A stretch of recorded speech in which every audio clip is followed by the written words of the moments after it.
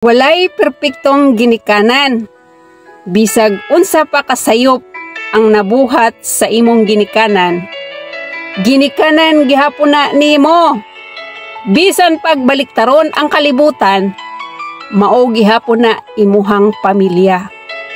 Ayaw pagdumot ug ayaw kalimti imong ginikanan kung nahayahay imuhang kahimtang. Wala po ta diri sa kalibutan kung wala ato ang ginikanan. Ayaw isalikway imuhang ginikanan kay bisag magkinaon sa pa. Ang ginikanan dili nimo maalisdan og laing tawo. Kay walay laing makatupong sa ginikanan.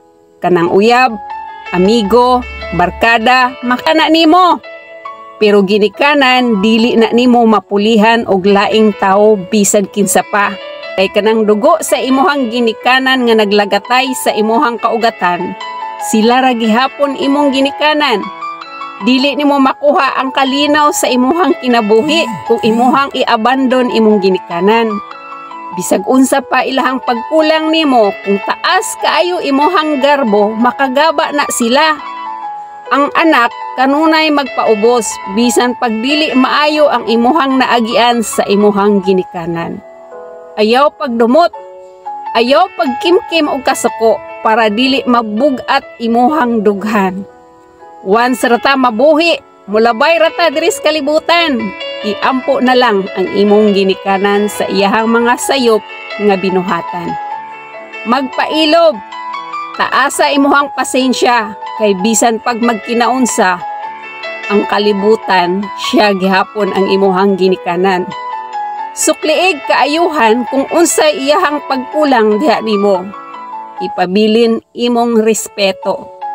Usara ato ang ginikanan bisan magkinaunsa pa siya, ginikanan gihapon na. Dili nato makita ang kalibutan kung wala ta gipakataw sa ato ang ginikanan. Maong huna-hunaa ang sakripisyo o kakapoy nga ilahang gibuhat para matawo ta diri sa kalibutan.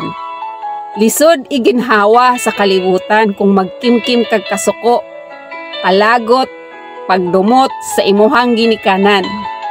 Lami puy-an ang kalibutan kung wala kay gibit-bit nga kabugat sa imuhang dughan. Bisag unsa pa ang kasakit nga imuhang naagian sa imuhang ginikanan, pasaylua. Ayaw paabutan nga moabot ang panahon nga magmahay ka. Once rata mabuhi, timan ina, mulabay rata diri sa kalibutan.